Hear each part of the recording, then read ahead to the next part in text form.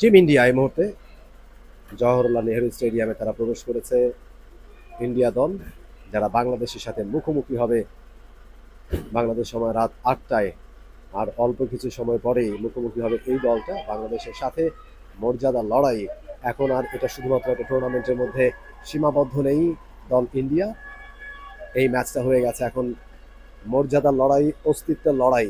গত দুটা সাফের আসরে ইন্ডিয়ার মেয়েদেরকে হারিয়েছে বাংলাদেশের মেয়েরা 2022-এ 3-0 ব্যবধানে। এরপরে 2024-এ 3-1 ব্যবধানে বাংলাদেশের কাছে তারা পরাস্ত হয়েছে, বাংলাদেশের কাছে তারা বিধ্বস্ত হয়েছে। এবং আজকে ঘরের মাঠে সেই প্রতিশোধটা তারা নিতে চাইবে। টিম ইন্ডিয়া দলের সদস্যরা একে একে নেমে আসছেন, স্টেডিয়ামে প্রবেশ করছেন। ইন্ডিয়ার জওহরলাল নেহেরু স্টেডিয়ামে লাইভ বয় কিনে কল দাও টোল ফ্রি নম্বরে আর এক নিঃশ্বাসে গোল বলে জিতে নাও ফিফা বিশ্বকাপ 2026-এর এক্সক্লুসিভ পুরস্কার। বাংলাদেশ সময় রাত 8টায় অনুষ্ঠিত হতে যাচ্ছে বাংলাদেশ এবং ইন্ডিয়ার মধ্যকার ম্যাচ। গুরুত্বপূর্ণ ম্যাচ, অস্তিত্ব রক্ষার ম্যাচ ইন্ডিয়ার জন্য অবশ্যই। এবং ইন্ডিয়া কিন্তু এই ম্যাচে বেশ প্রেসারে থাকবে, তাতে কোনো সন্দেহ নেই। কারণ এর আগে দুটো আসরেই তারা হেরেছে বাংলাদেশের কাছে, সেটা অবশ্য ছিল নেপালের মাটিতে। এবং ঘরের মাঠে বাংলাদেশের সাথে লড়াই, এখানে যদি তারা হেরে যায় বাংলাদেশের কাছে, তাহলে কিন্তু সমর্থকরা বেশ আশাহত হবেন।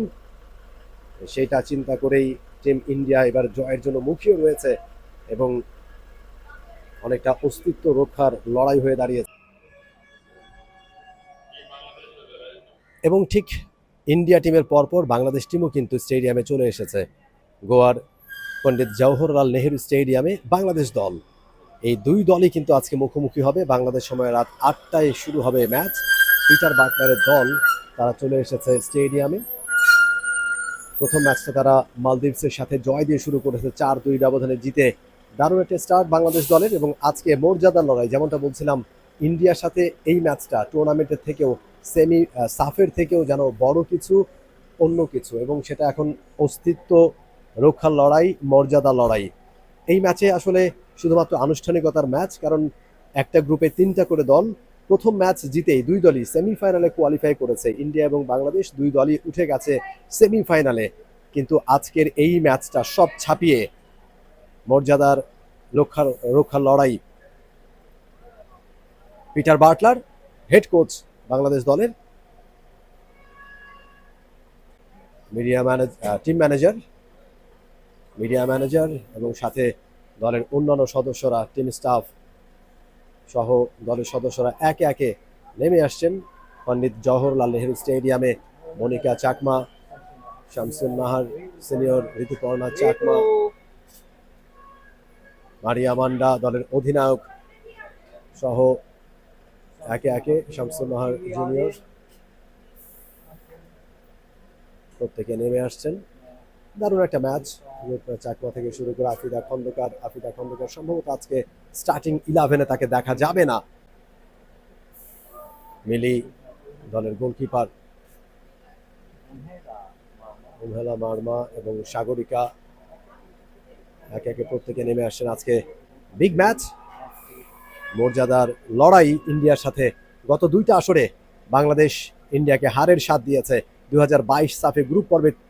এবং আনিকা, যিনি রেকর্ডের পাতায় নিজের নাম লিখিয়েছেন, মাত্র 11 সেকেন্ডে গোল করে অবিশ্বাস্য এক রেকর্ড গড়েছেন সাফের ইতিহাসে। পুরুষ কিংবা নারী যে কোনো পর্যায়ে সাফের ইতিহাসে ফাস্টেস্ট গোল করেছেন আনিকা রানিয়া।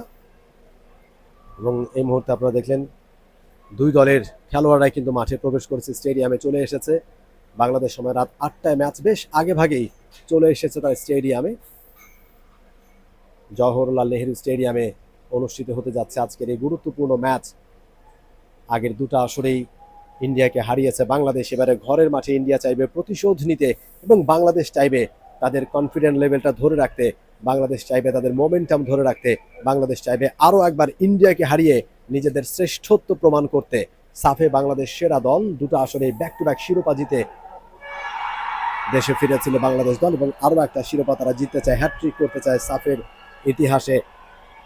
এবং সেই মিশনে আজকে ইন্ডিয়া ম্যাচ, সেই ম্যাচে আরও একটা জয়ের স্বাদ নিতে চায় বাংলাদেশ দল, পিটার বাটলারের দল। বাংলাদেশ সময় রাত 8টায় অনুষ্ঠিত হবে সেই ম্যাচ। এবং যেটা আপনারা দেখতে পারবেন সরাসরি টি স্পোর্টস নেটওয়ার্কে। For more updates, subscribe to our YouTube channel and click on the bell icon. Follow us on Facebook and Instagram. Download T Sports app to enjoy exciting games and highlights. Visit tsports.com.